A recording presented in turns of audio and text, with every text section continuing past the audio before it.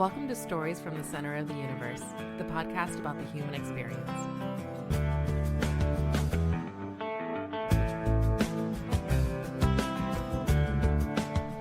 Eric Ash, welcome to the Center of the Universe. Thanks, buddy. Appreciate it. I guess we should mention, you just reminded me that you and I connected through the one and only Stu Brown. Yes, we did. Stu is a package of dynamite, man. He's A lot of good energy. Oh, amazing dude, and to your point, one of the most energetic people I've ever met. Yeah, so we're in my basement. I got you. We grew up in the same county. Same area, yep. Yeah, Hanover County. You went to Lee Davis because that's what it was called back then. Yep. Now it's Mechanicsville High. What part of Mechanicsville did you grow up in? Right off of Shady Grove Road. Okay. So would you have gone to Atlee if Atlee was around? No. Okay. No, actually, I think, I don't think so. Okay. I wasn't given the choice. Gotcha. Yeah. Oh, because Atlee was around when you were Yeah, the last year, my senior year. Yeah, it would be rough to change high schools for your senior No, year. I was locked in. Yeah, you would have to be locked in. Yeah. All right, so Shady Grove. So you kind of in suburbs Yeah. kind of feel. Yeah. What Middle class. What were you doing when you were like 8, 9, 10 years old? Besides Well, school? I moved here from Virginia Beach at 11. Oh, okay. Yeah, almost 12 years old. So. Oh, so you got you. So you have fond memories of Virginia Beach, I'm guessing. Oh yeah. All my family still lives down there. So what brought you to Richmond? My stepfather got transferred here for his work. Okay. And, we came with him, of course. Yeah, And, of course. So, coming into Mechanicsville after being in Virginia Beach was completely different. Being in like a rural area. Yeah. Had to get used to, it was actually, I love Mechanicsville. Growing up was a good education. I felt like we had a good community.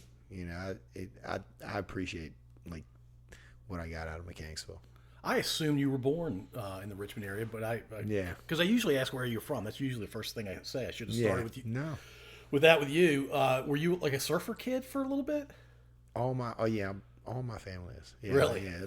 Either that or fishing. Okay. Fishing and surfing, outdoorsman. Okay. Hunting, fishing, outdoors, boating. Yeah. There's nothing better than being on the water. Yeah. Nothing better. Yeah. What do you like better, hunting or fishing? I like hunting. Yeah. Okay. Yeah. Deer. So I'm just getting back into hunting. Okay. I go shooting all the time now. Like Yeah. I'm 4 or 5 days a week of shooting. Wow. Yeah, I shoot a lot. That's a lot of shooting. Yeah. What is it about shooting that you like so much? I'm just getting out by myself, man. Yeah. Like just getting away from work and being around people all day long. I love people, but you need to get a little break. Yeah, absolutely. And when you're one-on-one and you're teaching all the time, you got to like get some decompression. Yeah, that makes sense. And for me, that's been like a release. Instead, I used to create, all my energy into like training all the time, but getting older, it's a little different. Your body's talking to you a little bit more. Right. So I'd take a couple hours. I belong to Black Creek Gun Club. Okay. So I'll either drive over there, and then I've got a buddy of mine that's got a big farm, and I can go out there anytime I want. That's awesome. Shotgun, rifle, handgun, doesn't matter? Yeah, I shoot a lot of pistol, a lot of ARs, a lot of, I like, we've got an 800-yard shot to shoot. So nice. Let's shoot a 308 on that. Yeah, that's really cool. Yeah. Wow. Yeah, man. 4 or 5 times a week, though. Yeah. So you're big. I shoot a lot of 22. So you think you're like, I've got like an H&K, little 22 I use all the time just to shoot, at the metal targets. Yeah. And so like yesterday I shot 1,000 rounds. Yeah. Wait a minute. You're training. How many guys do you train? Well, we have almost 700 people at the gym. And how many are you giving one-on-one time? I do one-on-ones. Like, I used to do 3 or 4 a day. Now I'm down to like 2 a day. Okay. Yeah, I'm trying to like really slow down a little bit more. And we're going to talk about this more, but you travel a lot these days too. So when you're traveling, there's no way you get that kind of range time, right? No. And a lot of times I get out of the country too. So it's like, I in my home base, my second home base right now is Miami. I've got a lot of guys that I train down there. I was just down there a week and a half ago teaching, 2 of the guys that are fighting in September. Yeah.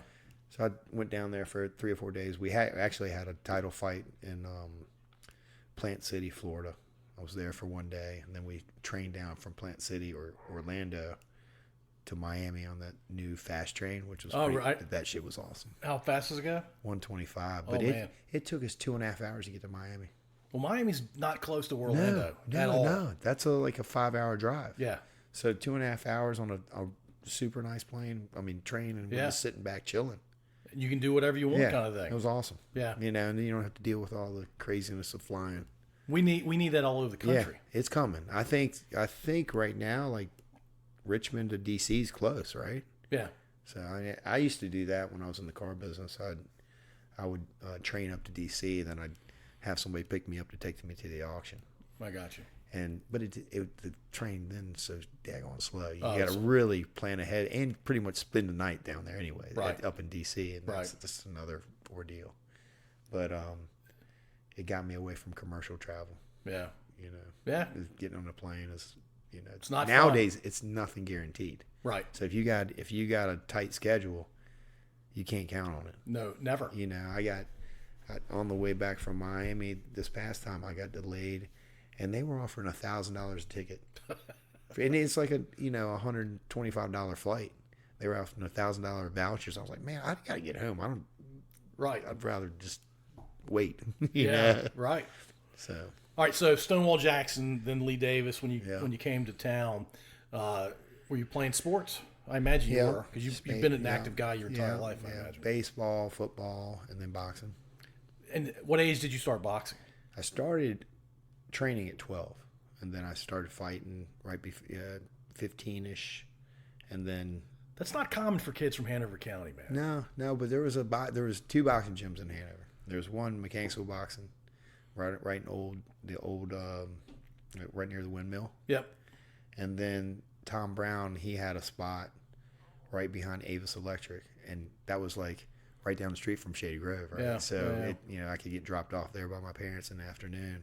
It was perfect. Was it your idea to box, or? Well, I fell in love with boxing because I used to always watch boxing with my grandfather, and that was the Sugar Ray Leonard Hagler times, like when you're watching that, or Boom Boom Mancini. Those were great times fights, boxing. right? Yeah. So watching fights with him and just talking about it with him all the time. He was an old Navy guy, so I wanted.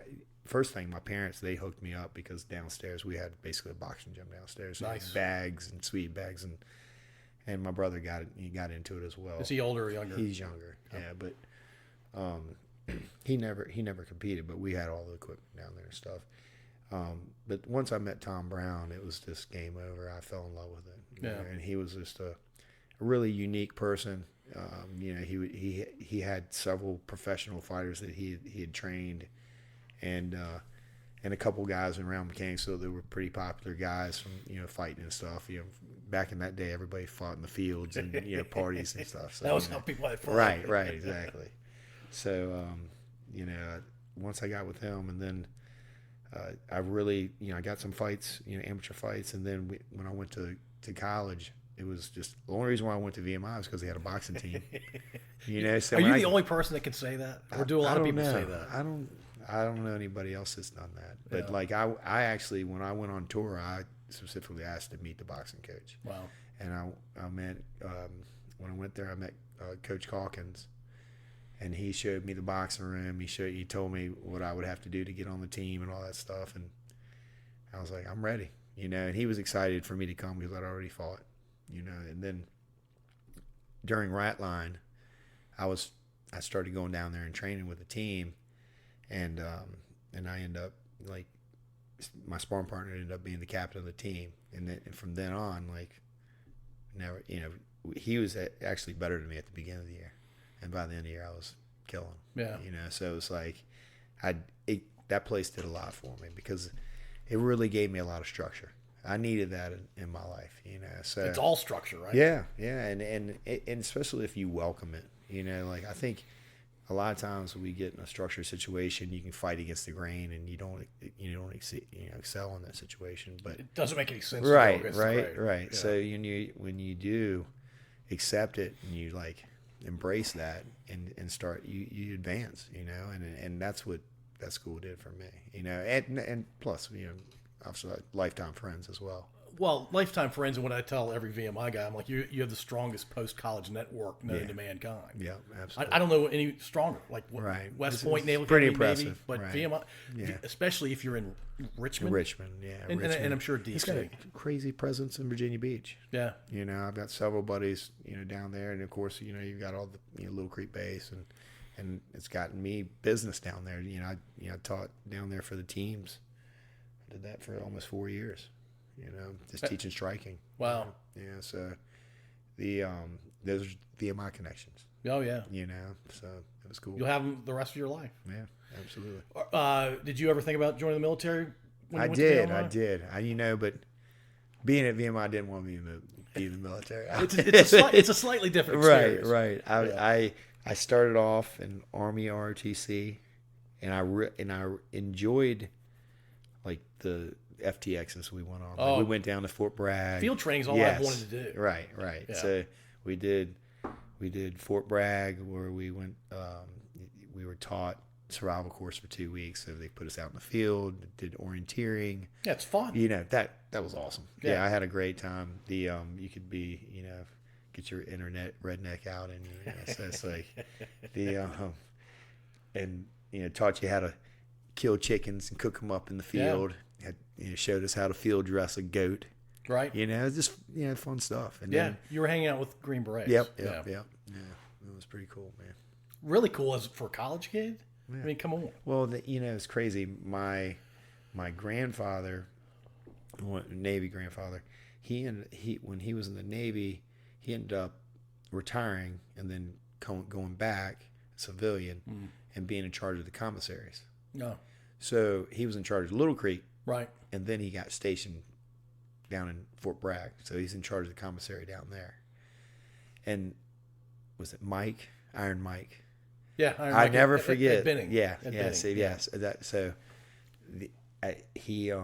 Was it Fort Benning where Iron Mike is? Yeah, because I thought Fort Bragg. I used to pass Iron Mike all the time when I was at Benning. Yeah. So I thought the main base for the Green Berets would have been Fort Bragg. No, there are a lot of Green Berets at Bragg. At Bragg.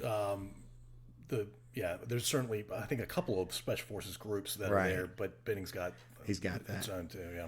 I mean, Benning's a home of the infantry. Right. Okay. So I remember that statue, and that's like, man, I want to do that when I get older. I was like 8 or 9 years old. You wanted to be a grunt. Yeah. But I wanted to be a Green Beret.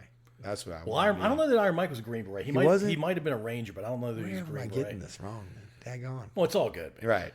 No, but that was my memory because VHSs had just come out, and my grandfather had bought this VHS, and he had almost like a podcast set up. And he was interviewing me. He's like, "What do you want to do when you get older?" I was like, "I want to be a Green Beret." Grandpa was cool, man. Right. He was super cool. Right. Yeah. I love that. So, I remember that. All right. So you pick your college based on boxing. I've never met anybody that's done that until I met you. And I've had 2 MMA guys on this podcast. I've had a Muay Thai guy on this podcast, actually number 3 in the world. Nice. He's from Topping, Virginia, Middlessex County. It's crazy. Nice. He was my guest last week. Who was it? Manny Fernandez is his name. Manny Fernandez. He's I'll look him up. 24-year-old kid. And Muay Thai, I guess you're familiar with Muay Thai. He taught me, like, it's not just fist, it's elbows, it's knees, and it's feet. I'm like, man. Yeah. So I think I've asked him, and by the way, I'm very happy to tell you that one of my MMA guys, and you're old enough to remember this guy, Frank Shamrock. I got Frank on, which is what? Oh, that's yeah, cool. So wild. That's cool, man. I'm sitting there one-on-one. He's a beast. Oh my gosh. Yeah, he was a beast. His Tito fight when he first got the middleweight belt. Yeah. He was different level. He was smarter. Yeah. I think he was smarter than everybody. Yeah, absolutely. But anyway, I don't think I asked Frank this, but I asked the other MMA guy, and I asked Manny. I said, "Do you like? What's it like to get punched in the face?" And I won't tell you what they said, but do you enjoy getting punched in the face? Yeah, I just don't feel it. Really? Yeah.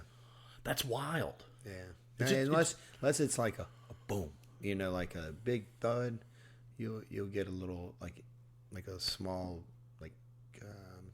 like stars, like not stars, but an impact. Yeah. In your head. Yeah. But in the face, my nose is like it's done. I mean, it's just squishy. So it probably wasn't fun when you first started boxing, but at some point, you're like, you just don't. It's just like anything else. Like if you get tense, it would hurt. If you're loose and not worried about it, it's not going to be the same. Okay. It's not a different impact. Well, you just pushed your nose in. Yeah. How many times have you broken your nose? 4 times, yeah. Wow. Does that hurt? No. Oh, yeah. Getting your nose broke, that sucks. Yeah, that sucks. That's the worst. And also getting the deviated septum surgery is awful.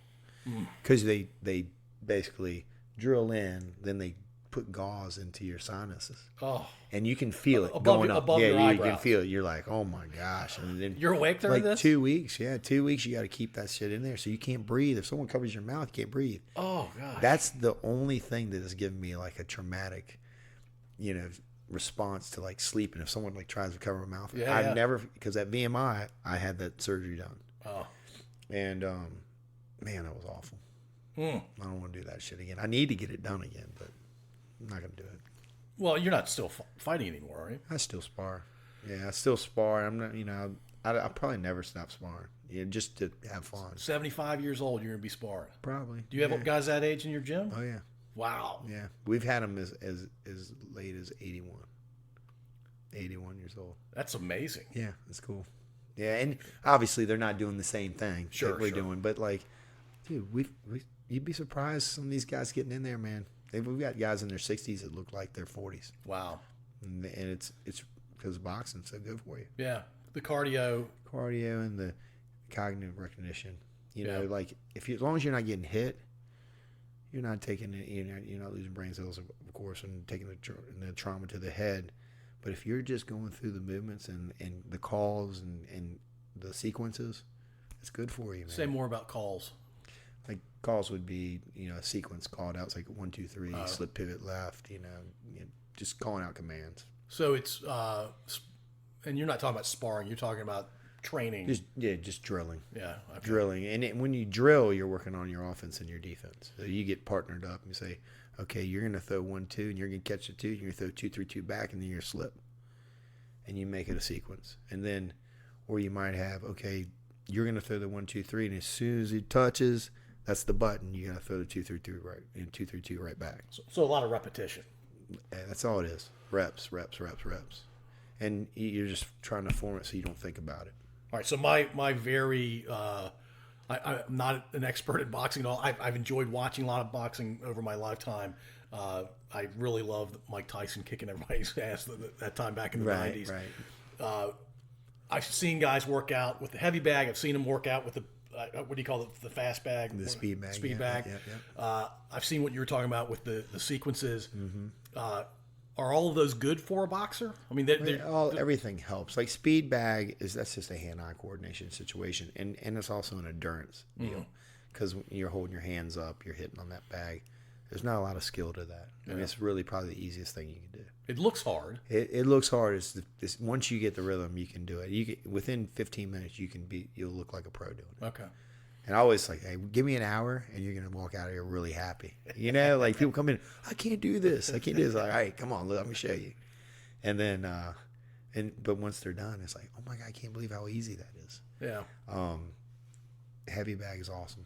Heavy bag is good because it's a full bag workout. You get stronger as you go, as long as the technique's right. Like when you put somebody in the heavy bag, you need to have somebody watching, and really correct them the whole time. People that get a heavy bag and they put down their base, most likely they're not going to have the right technique, and they're going to, it's everything you do in boxing is not natural, so you have to learn, and you're going against everything that's natural to you, the way that you stand, the way you walk, the way you move, it's different, so you have to learn the weight ratios and everything, how to pivot and how to turn your hips. A lot of the movements, a lot of baseball players do well because when you come in throwing a 2 or throwing your power side shots, it's very similar to swinging a bat. Yeah. Or if a pitcher comes in and pushing off the mound, they throwing their jab. Right. So it's very similar. But it's all reps and doing correct reps. That's the key. You've been around a lot of boxers in your life, amateur and professional. You've fought a lot. I mean, you've been sparring for a long time. I mean, you're coming up on 4 decades. 40 years almost, yeah. Wow. I know that there are punchers out there. I know there are counter punchers. I would assume the best of the best actually apply a puncher's mentality and a counter puncher's mentality. Yeah. Is that you fair got to to be say? well versed. You got to be just like anything else. You got to be balanced on left and right side, and same thing. You got to be able to pressure somebody moving forward. You got to be able to move on the perimeter, and you can't just work one thing. Yeah. You know, some guys, they're known to being like, hey, they're just going to come forward. They're going to slug you. Those guys are really easy. Yeah. You know, the guys that move around and then they can also come forward and put the pressure on you. That's danger. How big of a deal is it? Is it good or bad to be a lefty in boxing? It's good. It's good. Why is it good? Just angles. It's a different angle. They're not used to it. The righties aren't used to it. It also depends on what gym you grow up in. You know, saying obviously, if you're not used to seeing that angle, and you haven't trained with a southpaw, there's guys that train with southpaws all the time. They still have trouble with them because they can't figure it out. They can't register on where your feet are supposed to be or what the options are for your opponent. So righty and righty, it's almost like a mirror effect. Yeah, a little bit. It's mirrored. Yeah. But lefties, it's just weird. Yeah, and your foot are constantly trying to fight for inside or outside position. Yeah, because they're touching a lot. Yeah. And that's why you get headbutts too. You know, in that position when you got opposite stances. Did you ever go pro? I got my license. I did not have any fights, man, and that's my biggest regret. You know, like what happened? Okay, so I got married at 23. You know, you should talk to me. That's what happened. I would have told you to wait a minute. That's what happened. So when you're training to be a pro athlete, and I'd had a fight. I fought this guy, Adam Seal, and he won a decision on me. And I got my pro license. I was like, I was offered a fight with him. And something happened to him. He got injured, whatever. And he got postponed. I got injured. I was I was on a construction job working while I was training for fights. Yeah.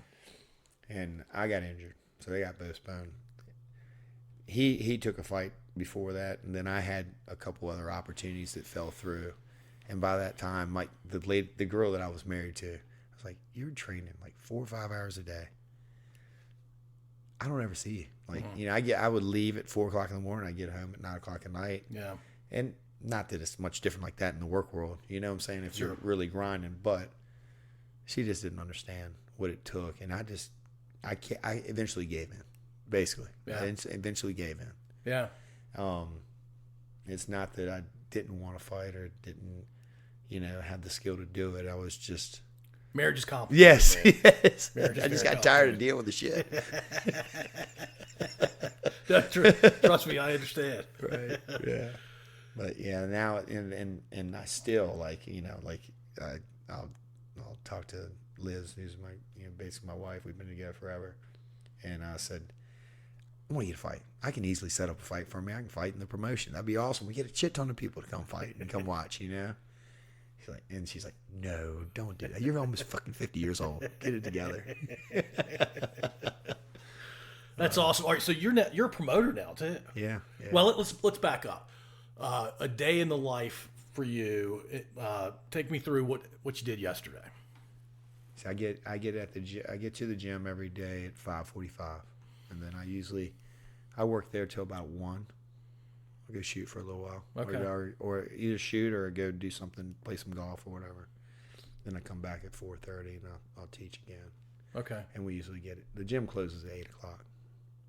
So are you staying until closing? Yeah, some days. Some days I do. I used to do it every day, and now I take that little break in between, about 3 or 4 hours, and I'll come back. The kids' classes start at 4:30. Usually, I've got 4 other coaches that teach that, but I'll come through and just make sure things are smooth. And I'll talk, of course, to the parents and make sure they're happy and stuff. Yeah. And then we have our higher level classes start at 5:30, and then we have intro classes that start at 6, and so there's a lot of moving parts going on during the day. I mean, there's a lot of people training, so it's like it sounds like you have some employees too. Yeah, I got 20. Yeah. So it's a lot of people. Yeah, a lot of scheduling. Yeah. It's like because during the day we have strength and conditioning classes. We have separate bag classes for people to come to. It's not just one style all day long. We do something different for every class. So we got seven or 8 classes a day. Wow. It's a lot. Yeah. It's awesome, man. But you're rolling. Dude, yeah, we're rolling. You were telling me you thought you'd get maybe to 250 people coming in? We've got 600 right now. Right. Yeah. But yeah, you've blown away what you Oh originally yeah, thought. yeah. That was when I first started. Did I tell you the story about how I started boxing? Okay, this is actually really cool because it was just so random. You know, I was in the car business for a long time, 16 years, and I had two lots, and I was decided I want to take my family down to Fort Lauderdale for a Thanksgiving break. So, you know, we flew down there. We get to the hotel lobby. Walk into the hotel lobby. It's my boxing coach from college. Hadn't talked to him in 18 years. Wow. Yeah, it's just random. That's just so random. He lives in Minnesota. Right? He's and you're in Virginia, and you all see each other in the hotel. Fort Lauderdale. Right in the hotel. He's checking in, and I'm checking in. So we got to hang out for a week, you know, and during that time, he was helping train a fighter at Fifth Street Gym down in Miami. And that week, I got to work out with him and have fun and talk about life and what's going on. And at that time, this is my second marriage. This is my first marriage. At the time, I was miserable because I was working so much, right. and you know, just car businesses. That's a stressful business, yeah. You know. So you're talking to him, and he's like, "Hey, you got to give back. You got to start giving back. You're a talented kid. You know how to work with people. You know, I was captain of the team for 3 or 4 years. I was there. Yeah, that's unusual. You know, yeah. So it was cool to be able to, you know, that I feel like at VMI it taught me on what I was going to do eventually down the road. It just came full circle. Yeah. You know, so when I was talking with him, I was like coming up with every excuse I could to not do it because I was Isn't like, that fun? Isn't that funny? Yeah. How the brain works. Yeah. It's like, weird. nah. Yeah. I was like, Coach, I don't have any time. I don't know when I would ever do that. I get up at 4 o'clock already just so I can work out. When would I have time to do this? So I got home. I thought about it. I talked with my wife about it, and I said, you know, I'm just gonna put a little Facebook post on and say I've got a 5 o'clock in the morning slot that I can teach boxing. If you guys want to come train with me, call me for details. And I ended up getting a bunch of people call me that knew me from, you know, around the city or whatever, and mostly were like women and guys that just want to get in shape. Yeah. You know, and ended up getting like 30 people. That's crazy. Yeah. Yeah. So like started off. So you were a known boxing person around here. Yeah. Around here. And then, you know, obviously being involved in boxing for so long, you know, met different people in different regions. Right. You know, it's such a small world. Yeah. So, you know, I was charging them $180 a month to train with me in the morning time, and still it was like a little side gig to do, you know, and eventually I was going through some trouble with my life, and I ended up getting divorced, and then I said, fuck it, I'm just gonna do boxing only, and got rid of everything. Wow. And it's a hard move to make. And dude, and I mean, I'll never forget, like, everybody I told her, like, what are you going to do now? What are you going to do? And I was like, I'm just going to open a boxing gym up. And they're like, what? What are you fucking crazy? You're nuts, man. And I was like, I'm having fun doing it now. You know what I'm saying? Like, I ended up doing like 4 or 5 lessons a day. And I was tired of shit, but I mean, definitely it was like working me. And I was big into jiu-jitsu at the time too, you know. It's like I was still training jiu-jitsu a lot. And it's something I really enjoy as well. So I you know, we ended up outgrowing the spot, and that was at my Coach Brown's spot. Yeah. And he had passed away a couple years ago. I always had access to the place, and I was super cool with the guy who owned the building or whatever. But he was like, he owns Avis Electric. And Avis Electric is a pretty busy electrical company. Sure. So every morning, I had all these people coming in, and it ended up being like a traffic jam. And he's like, yo, we got to do something different. And I was like, I get it. I totally understand. So we got another spot in Scott's Addition, which is a little bit bigger, kind of garage setup, the same way that Coach had it set up. And we got to like 100 people, you know. And then one of the guys that I was training, he had a CrossFit gym.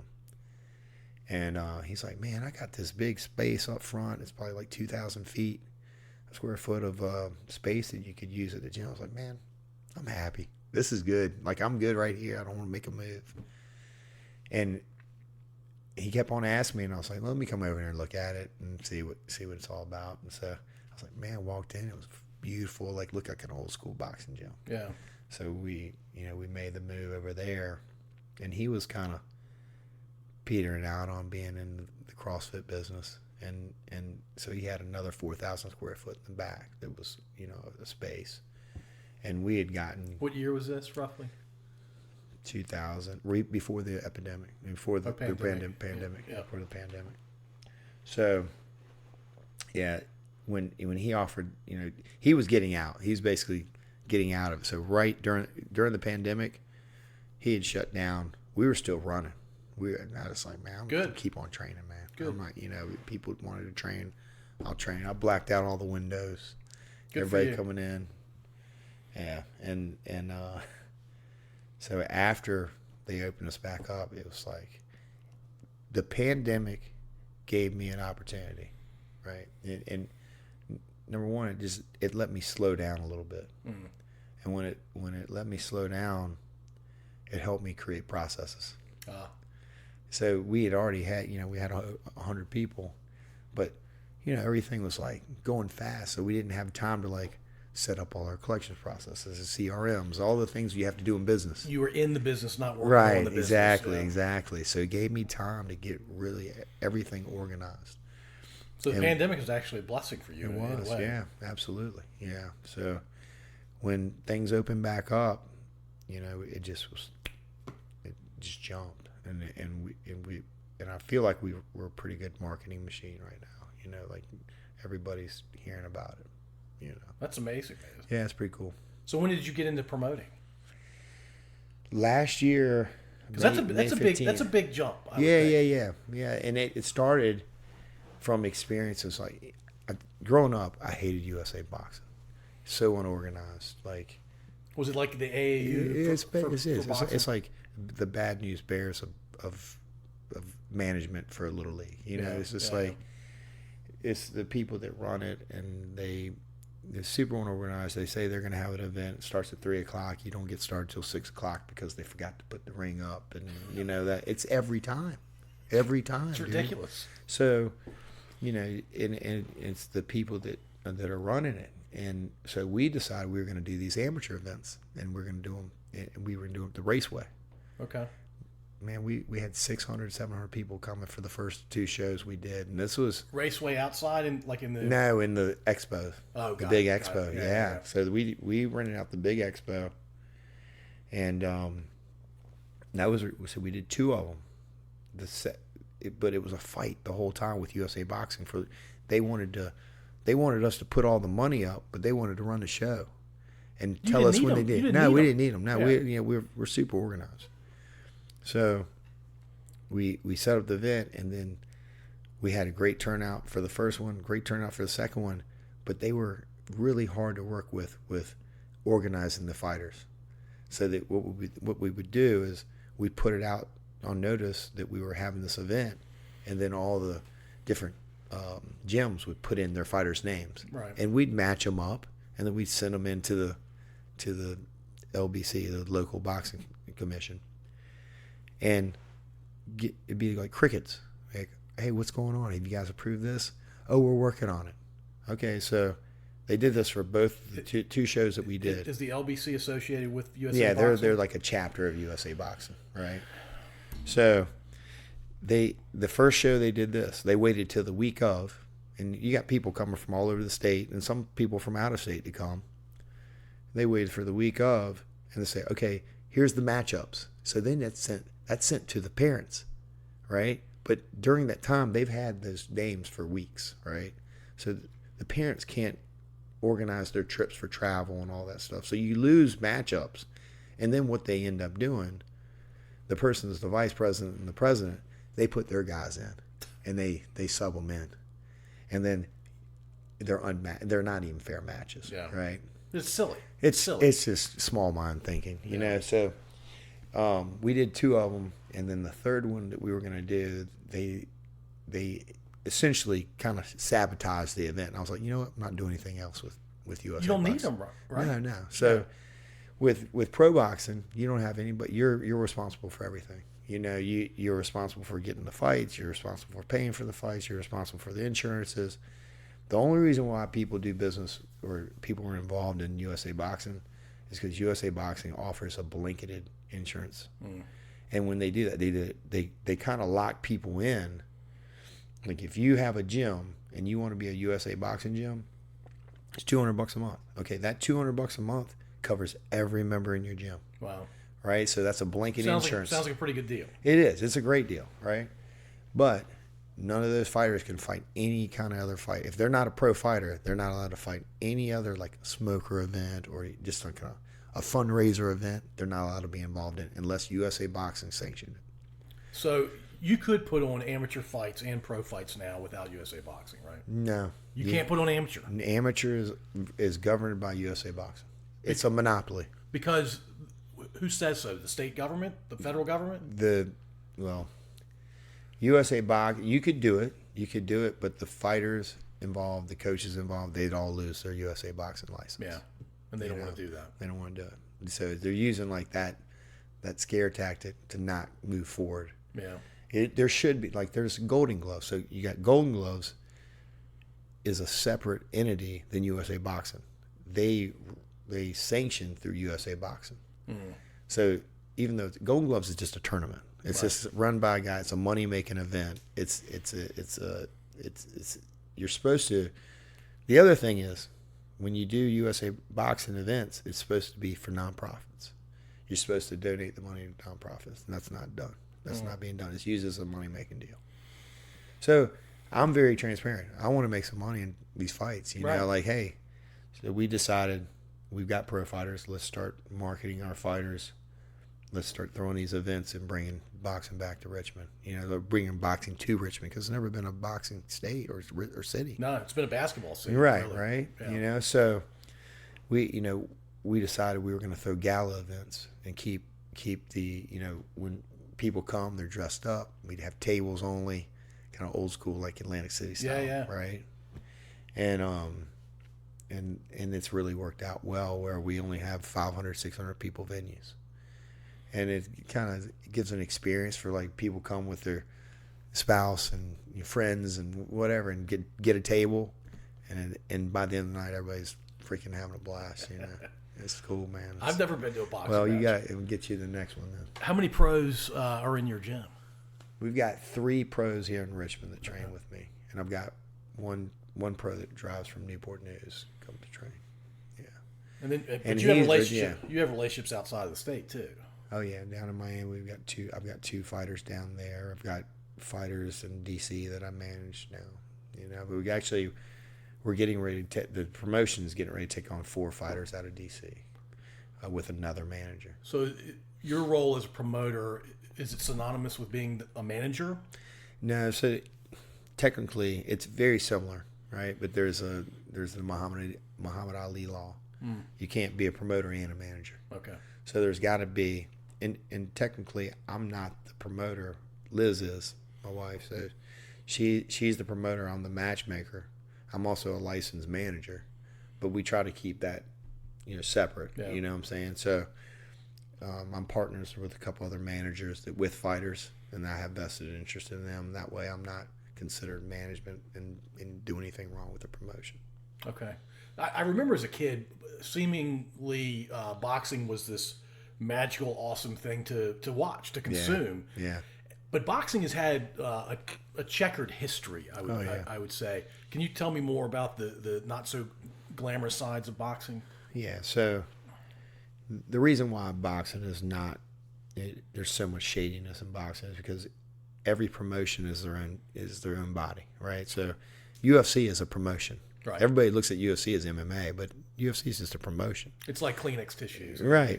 So branded tissues. Top Rank is just a promotion, right? But it's a big promotion. It's nationally known. So when you've got these smaller promotions, what they're doing, a lot of these guys don't have a lot of money. Virginia's good is because they make it a really difficult entry to become a promoter in Virginia because it's expensive. You know, most promotions, if they do a show, like say I did a show in Florida. If I want to do a show in Florida, the insurance for that show would only be $1,200, $1,200 to $1,600, depending on location or size of the event. In Virginia, you're looking at $5,000 minimum. Wow. So that's out of your pocket right away. You know you're serious. You put down $5,000 on just a fly and if it doesn't happen, you still lose the money. And that's $5,000 for a card. Yeah, for the just for that one night, right? Then you also have to get it's altogether $10,000 in if you decide you want to do a show just with the license and the insurance. Yeah. Right. So that's I look at that as a good thing for me. You know, it's as far as a promoter and having per se competition that weeds out a lot of the bad guys. Only the serious. Good guys, decent guys, guys that are established, have money, they can pay the guys that are doing the fights. A lot of these smaller promotion, what happens is they'll throw a fight, they won't sell out the crowd, they can't pay their fighters at the end. You know, and that's the problem is because they don't have the money to do this stuff, and it's expensive. You know, you spend $100,000 on an event. Wow. You know, small events like what we do, and you know that's a tough nut to cover if you're not established. Yeah. So I look at, and, you know, that's why now, like, you know, I feel like Richmond, we've got Richmond on lockdown. We're going to move down to Norfolk as well because we've got good ties in Norfolk for businesses and get sponsorships and stuff. It's all about building the community, and it's essentially a marketing machine. And when we're doing the promotions, our biggest job is getting the local businesses involved so we can spotlight them, right? You know, and then when we get these sponsors, we use that money for our purses to build up better talent. Yeah. You know, the ultimate goal for the promotion, my goal, like, is to get good content for the production. So our production team's awesome. Like I think our quality of events are up there with top rank. If you watch an ESPN show, our quality of our shows are just great. The tickers, the verbiage on the bottom, the replays, all of the stuff that our production team does is awesome. Where's it being aired? We stream it on Fight TV. Okay. Yeah. So right now we, like, the last couple of times we've streamed, we've had some decent name guys on it. Like, we had Jerry Forrest fight in June. We had Glenn DeZern fight, and Glenn's a Baltimore guy. His wife is actually the world champion right now. She's the undisputed world champion, Franchon DeZern, and she's super well known in the boxing world. So when those guys fight, people click on the pay-per-view to buy it. And it's only $15 to on our pay-per-view. So it's not because a regular like a big fight. Yeah, big $75-$80 now. You know, so when people buy our pay-per-views, it's an easy sale. You know, to watch and a lot of the guys that are buying it are managers and, you know, trying to find these fights. So I'm building up a catalog of shows where now we can start, like, plugging everything on YouTube, little clips of these guys that are upcoming champions. Like Ermal has been on our show. Like, he's getting ready. He's got a shot to be a world champion soon. So people are going to be clicking on those YouTube channels, just throwing out clips now. Spell Ermal's name? It's ERMAL. And then Ermal, okay. I'll get you his last name. I can't spell it. He's Albanian. Yeah. Super awesome dude. How old is he? 27. 27, and he's, what, maybe a year or two away from a title fight? Good possibility. Yeah. Wow. Yeah. We're thinking 2 more fights. Okay. And, you know, we've been given a silent nod that we're going to get a big name. And what's his weight class again? Heavy or 154? Okay. Yeah, super welterweight. Yeah. All right. Nice. Yeah. I'll show you some clips of him before I leave out of here. No, yeah, man, he's legit. That's amazing. Yeah. And how did you connect to him? Man, it's crazy. I had a southpaw. This is probably 4 or 5 years ago. I had a southpaw that was training with me, and I had gotten a sponsorship from this guy named Donato, who has a shoe company called Virtuous Shoes, boxing shoes, and he sponsored my Italian. And Donato's Italian. Yeah, sure. Right. I'm married to an Italian. Right, yeah. right. So Donato, I called him up and said, "Hey, I'm looking for a sponsor." He's like, "Yep, I'll sure, no problem. I'll send you some shoes, do whatever." So we had a good talk, and I told him, he's like, "What are you doing up there?" I was like, "I got a gym up here, and we got some fighters." He's like, "You got any southpaws?" So I said, "Yeah, I got one." And I was like, he goes, "I need some sparring. We got a fight coming up." And I was like, "All right, we'll fly down there." He's like, "You sure?" I was like, "Yeah, come down there." And so we stayed down for 3 or 4 days, and we hit it off. And then we've been in business, doing some business together ever since. And Irma, that's who we're sparring with. Oh, gotcha. Yeah, he's coming up. Okay. Yeah. Yeah, nice. Yeah, so. And you knew he was going to be good. He was already good. No, I didn't know. At the time, my fighter was better than he was. Oh, wow. Yeah. That's wild. Yeah, and we went down to spar, and Donato was showing some moves, and I was showing some moves, and I like Donato's style. His is a different style than mine, and we were talking technique together, and we just hit it off. Yeah, that's really and he's a true Italian. He's from Sicily, and he moved to Miami like 20 years ago. And so he grew up in Sicily. Yeah. But he's been all over the world, man. So he's got a lot of good connections all over the place, and he's introduced me to a lot of people. We actually, when I had a couple of my first pro fights for my guys, he hooked me up a couple of different promoters. We fought on some different cards. Like I fought on Antonio Tarver's card.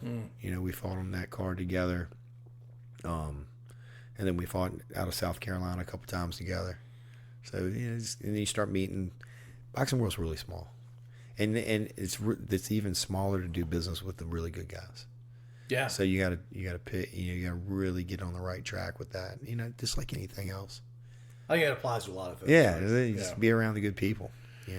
Yeah, and sometimes it's hard to figure out right away who the good ones are. Yeah. It takes time, and sometimes it costs you a lot of money. Yeah, mistakes can be expensive, right?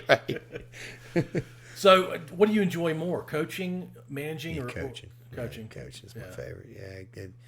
Managing, I'm not as big a fan of it. I've been burnt. A couple good times. Fighters, man, lost a lot of money, and and that's why I only do deals with other guys now. Yeah. Just pitch in for a smaller percentage, kind of diversify a little bit more. Yeah, smart. Man, it's expensive, man. I had a kid that I'd trained for 5 years, and he started getting a lot of people in his ear. You should be making all this money and doing this and that. There's no money in boxing your first 10 fights. Even after your first 10 fights, you're not making anything, man.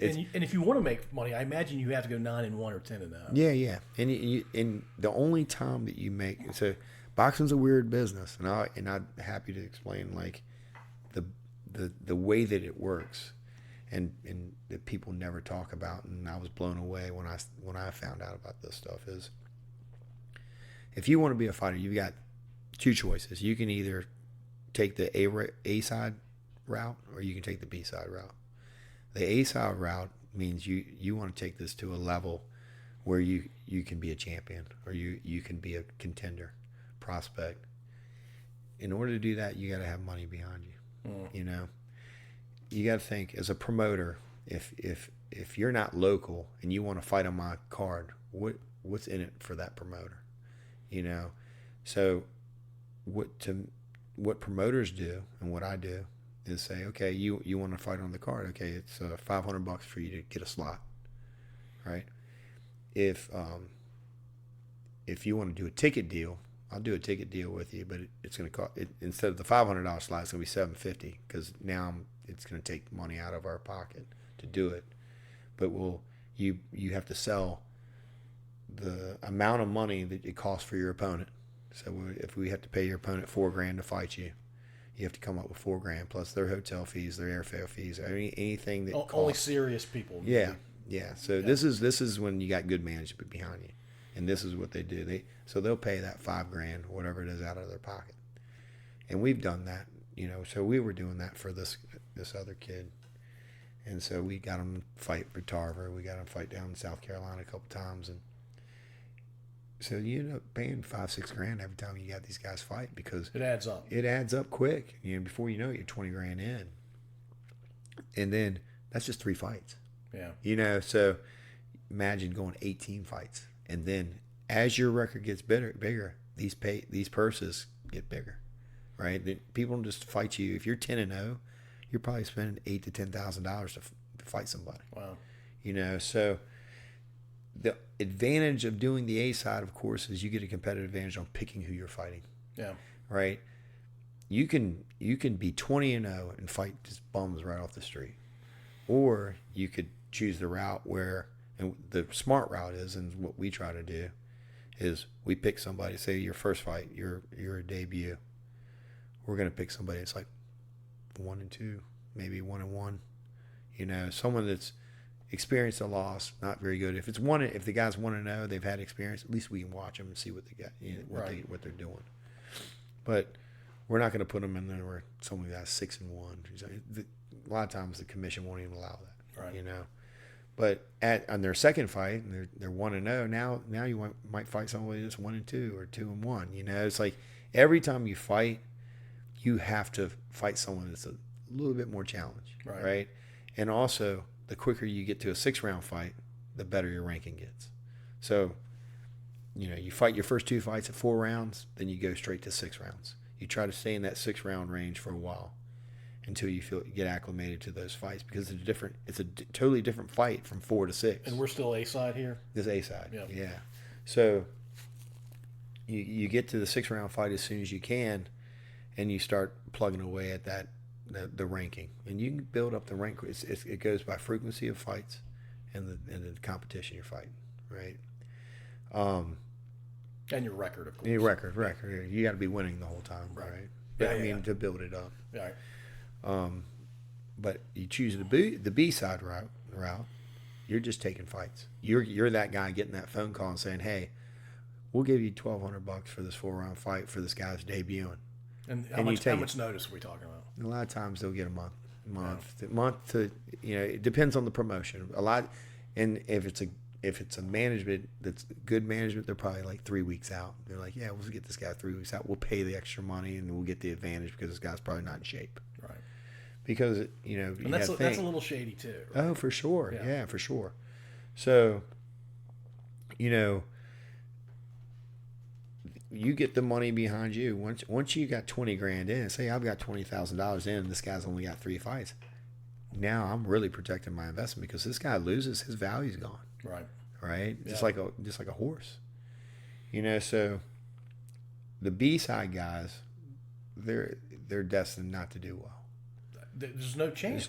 There's no chance, man. It's you're always gonna. Not only are you you're gonna be at a disadvantage competitively. You're going to be at a disadvantage because people know whose fighter is who.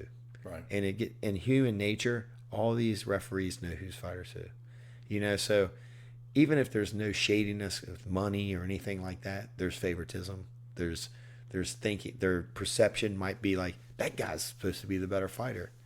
You have to pay attention to who's in the red corner and who's in the blue corner. If you look at the bout sheet and then you look at everybody's box rec, which box rec's kind of the universal forum of showing records and rankings. Right. You can tell who's going to win the fight.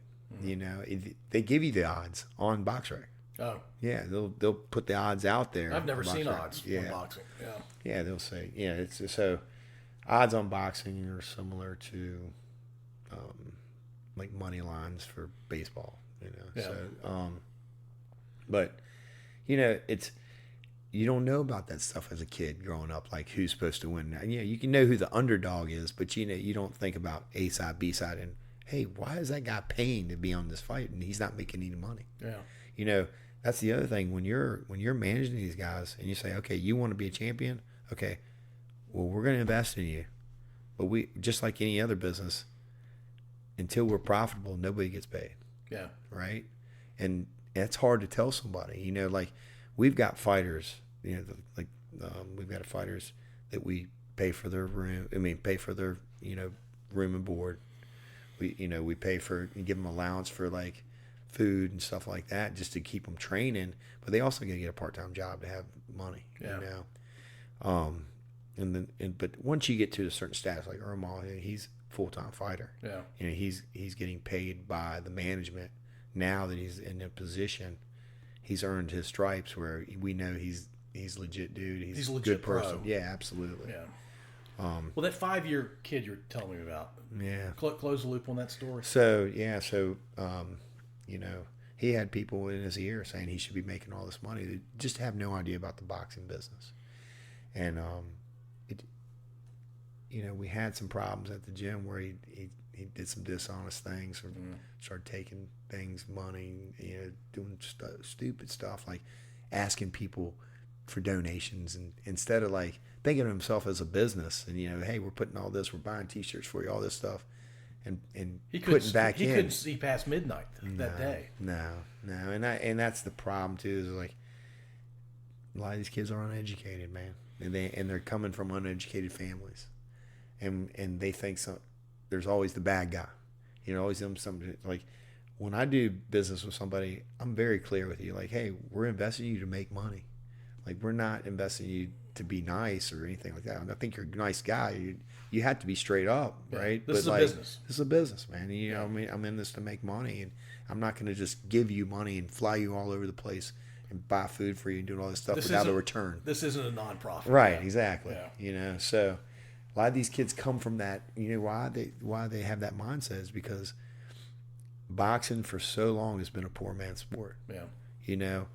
You think about, and I when you train with Coach Brown, we didn't pay any money to train. This guy volunteered all his time. He was fucking out of the goodness of his heart to do it, And he loved doing it. Yeah, absolutely. Yeah. Unfortunately, I'm not in a position to like quit my job and do all this stuff without getting paid, Right. So the we eventually had I had a serious conversation with him. It didn't go well, and I don't feel bad about the things that I said to him because it's just the truth, like, hey man, you gotta get your shit together, like you can't take from people that are feeding you, and you can't, a lot of people, like I said, they're afraid of, they're always thinking somebody's doing something wrong to them, and you can't just do good, honest business. It's a victim mindset. Right. Once I'm a victim, I'm always going to be a victim. Right. Somebody's always trying to screw me. Right. So, that was a heartbreaker. It took a long time to get over because, man, I treated him like a son. Yeah. Like, hey, known him since he was 14. It's rough. Yeah. So rough. It put a little bit of damper on like my energy towards USA Boxing, being involved in it. I gave up all that stuff. Wow. Yeah, like I don't do anything amateur anymore. It's only pro only, and we have an amateur program at the gym. We have USA Boxing coaches there, but I'm not certified with anything. Yeah. Good. Yeah. Sounds like you're better off. Oh gosh. Yeah. So you're training. There are amateurs that are competitive that are training in your gym. Yep. You've got a handful of pros. Yep. Where do these kids typically come from in the States? I'm not talking about an Albanian kid, but right. where are they coming from socioeconomically? What parts of town are they coming from? Now, I tell you, man, we're getting middle class kids coming in training, just similar to my upbringing. Like at the gym, we the kids that come into our gym, our fees are $180 a month. So we don't give any discounts for kids coming in. There's other gyms in town that do that, but like I feel like we offer a really good program, and people see the value in it, and parents are willing to pay for it, and that's the biggest thing for me is like, for so long, boxing has been considered like a poor man's sport, and like, oh, come on in, everything's non-profit, doing, and I say non-profit, there's always something. Right. It's just not profitable. It's just not a good business model. Right. The other thing too is like the mindset, like a lot of these guys that have boxing gyms, they're part-timers, right? You know, so they're not, you know, they open up their gym from 6 to 8 o'clock. Well, it's really hard to run a business from 6 to 8 o'clock. You know, you're really cutting out a lot of people if you're only open from 6 to 8 o'clock. For us, the biggest thing for me at Vintage Boxing was we're going to be open from 6 a.m. in the morning till 8 o'clock at night. And that way we can get the early morning guys coming in that are executives or white collars or whatever, in which we get a mix of blue collar, white collar, everything at 6 o'clock in the morning. It's awesome. Those are our best classes, 6 and 7 o'clock every morning. And this good group, diversified, and everybody's cutting it up. It's fun. Yeah. In the evening time is a completely different vibe. You know, we have mainly kids, college kids, you know, coming in, learning, and that's fun too. A little more chaotic. Right. And it's fun. But yeah, it's an adventure every day. But you're enjoying it. Oh my God, yeah, I love it, man. Like you're really happy you ran into your college coach in that hotel. Dude, I would have never made the decision. Never. Yeah, you wouldn't even thought about it. Because it's always been a broken business. And you know, like, and I always tell people this is like, hey, I'm really big about sparring. Like, I don't let people spar right away. You know, the biggest thing that I remember as a kid is being thrown into the ring and not being ready. Yeah. And that's a flawed system. You know, like, hey, come on in. You look like an athlete. Jump in there with dude over here who's been fighting for 5 years. It's like learning how to swim and just getting fucked up. Yeah, you're just getting beat up. And if you come back the next day, okay, good. I'll teach you how to fight. Come on, that's not the way you teach anybody. No. You know, it's like give them the tools. Give them the tools. And what we do is and I learned a lot from jiu-jitsu gyms. I benchmarked a lot of their business models or strategy in the boxing world. So what we do is we have levels. Instead of belts, we have levels. And we only have 3 levels. Level 1's intro, and you have to do 40 classes at intro. Then we go to level 2, another 40 classes. Level 1, there's hardly any contact. There's drilling, but you're not getting hit in the face. Level 2, there's going to be a little bit of getting hit. Level 3, you're committing to sparring. You're committing to, you don't have to compete, but you're going to be in a situation where you're going to be asked to spar. You're going to be in a situation where you and your partner are going more live. So by the time you get to level 3, you're 80 classes in. So that's 6 months of training, and it's a long time. Yeah, it's long enough to like make somebody comfortable, and it's kind of like, like getting behind a plate and catching for somebody and seeing a bat swung the whole time. You got to get used to that. It's a little weird the first few times. Right. Yeah. So it's the same thing with the punches coming at you. Yeah. So, I just wanted to make sure that it was a safer environment, and they were learning all the moves before they got in there. It's kind of like putting a kid on the football field and say, I want you to be quarterback, run a play to the right. Sweep to the right. You're like, well, I'm fucking mad at I'm not sure I can take the snap. Right, exactly. Yeah. What's the footwork on this, Right. So, I don't know. It just, when going to the jiu-jitsu gyms, and that was a big thing for me too, is traveling, going all kinds of different gyms now. It's like every time I go somewhere, I'm either going to a jiu-jitsu gym or I'm going to a boxing gym. I'm gonna see how their business is run. Yeah. I want to benchmark what they're doing. There's a couple of gyms that have given me great ideas. A couple of gyms are like, God damn, they need to get their shit together, right? The world's full of all of those. Right. But yeah, I mean, it's been a great education. Yeah. That's awesome, man. I can see the joy on your face actually as we're talking about this. Yeah. All right, tell me about some upcoming promotions you got going on. Yeah, October 5th, we've got 8 fights lined up.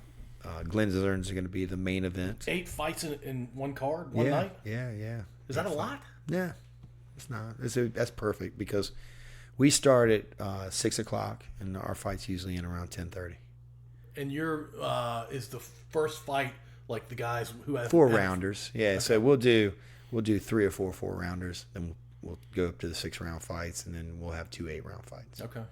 And man, we got some great fights. Like, we've got some great matchups on this card. And it's already locked up. Yeah, we've got all the fights lined up. Yeah. Okay. So, and it could be subject to change.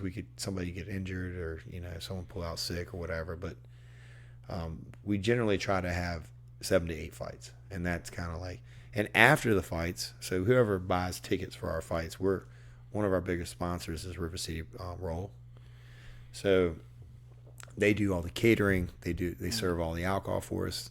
People pre-order all their food for their tables and all that stuff through River City. And then afterwards, River City has a party, and it's free drinks and food. Oh man. Yeah. So it's a heck of a deal. It makes sense. You know, for a $65 ticket, you can go out afterwards and have free drinks and free alcohol and food. That's pretty damn fucking good. And Uber will drive you. Yeah. Pay for an Uber. That's all you gotta do. Yeah. But yeah, it's pretty cool, man. Like the last event, we probably had like 500 people at the River City Roll Party. And so where are these being held? Where's the one on the So the event on the 5th is held at the Akka Shrine Temple. Okay. Right off of Lakeside Avenue. Oh yeah. Bellevue there. Yeah. So, and that's actually, you walk in it during the day and you're like, wow, this is like I've never been in there. Old, yeah, but yeah, it's cool. You know, but you walk into the ballroom at night when we got all the production, the lighting, and you're like, wow, this is like. Can I go in there now if I wanted to, or like tomorrow during the middle of the day? Yeah, for sure. It's an active building. I mean, you walk in there. They'd let you come and walk through and get a little tour. Okay. Yeah. Yeah, the Shriners are the dudes that wear those funny... The fuzz, the fezzes. Yeah, whatever that's they're right. called. Yeah. You got the little tassels on top, and they drive the go-karts in parades. Everybody talks about the carts, man. That's the one thing I know. In that parking lot, I've seen those kids do that. Yeah. It's funny. But they're raising money for kids who... Yeah, Children's Hospital. Yeah. It's a good organization. It's a dying organization because that generation, it's hard to recruit people to come in and wear a fez, I'm sure. You know? Like, not really a good thing for a lot of generations. Right. So, that was never going to make it past 3 or 4 generations, I don't think. It's a Masonic deal too, right? So you got to be a Mason before you become a Shriner. Right. I actually didn't know that. Man, I'm learning all kinds of fun things. Like the A-side, B-side thing, I had no idea. Yeah, that's a real thing. Yeah, you've traveled a lot. Where's your favorite place outside the States to go? Man, I actually had a great time with Tijuana last time I was there. That was Okay. fun. I mean, that's not my favorite spot to go, but we went. I mean, It's pretty friendly to Americans, I'm going to right? Barcelona I'm interested. I'm going to Barcelona in September. I like that. That's gonna be fun. How many continents have you been to? Just 2. Really? Yeah. So it's Just Europe and here. okay. Yeah. Nothing in Asia.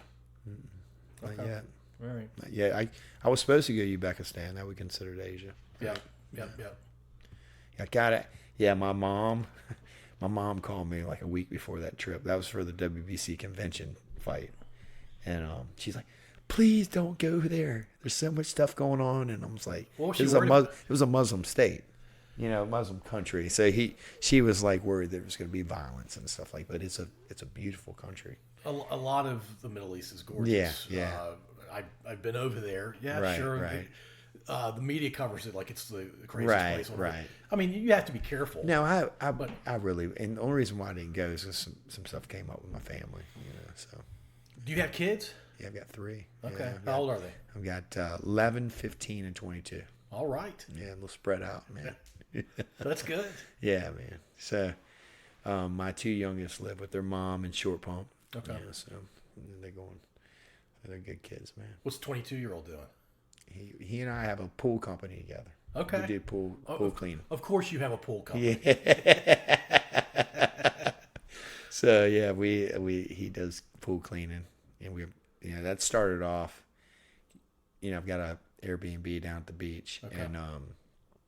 and we had the hardest time finding a pool company to clean our pool. Huh. And Just in Virginia Beach. Not reliable? Or? Yeah, not reliable. Just not showing up, not doing what they're supposed to do. We went through like 3 or 4 companies.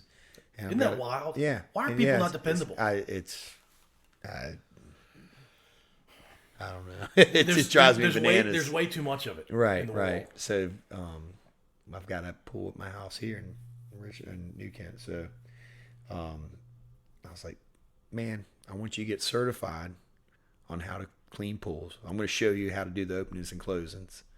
And so went through all the certifications and stuff and got him a truck, got him all the cleaning equipment and all that. And he's stuff. rolling. Yeah, he's doing good. Because he's dependable. Yeah. And I stay on his ass too. Yeah. I'll make sure he's rocking. He's 22 years old. Right. He's a dude. Yeah. He's 22. Right. So, But yeah, man, I'm proud of him. I want him to be super successful. Yeah, that's awesome. That's really cool. Your wife. I should ask you about your wife. Yeah. So Liz, she manages the gym, and she also is the promoter. Yeah. She does all the back end stuff. She comes from a business background. She was a director of a franchise company that she had like 66 franchises that she was in charge of. And then she was also big into property management. She worked with Datsun for a long time. She was like one of the first people with Datsun. Okay. So she's been in the business world for a while. And she's from Richmond too? Yeah. She's St. Catherine's. Oh, yeah, okay. Yeah. All right, nice. Yeah. Yeah, you know where I went to high school? No. St. Christopher's. What? No way. That's awesome, dude. I should have gone to Patrick Henry, but I went to St. Christopher's. Yeah. So I had a bunch of guys at school, VMI. Most of my roommates VMI. St. Christopher's. We send like 15 to 20 every year. Yeah. It's It's literally a big deal. It's for like sure. a fourth of every graduate class goes to VMI. Absolutely. It's wild. Yeah, man. Still good buddies with those guys, man. Yeah, I can't think of a bad guy amongst the ones I know that went from my class. Right. They're all good dudes. I was talking to one of them the other day, actually. Yeah. It's fun, man. Very cool. Well, hey, Eric, I appreciate you doing this. We go about an hour and 15 minutes. Perfect. We're at an hour 10. I really appreciate it. I've learned a ton tonight, man. All right, good, man. I love it. Yeah. And, thanks for letting me chat. Yeah, that's great. You're the man. We're going to stay in touch. All right, cool. You got it, buddy.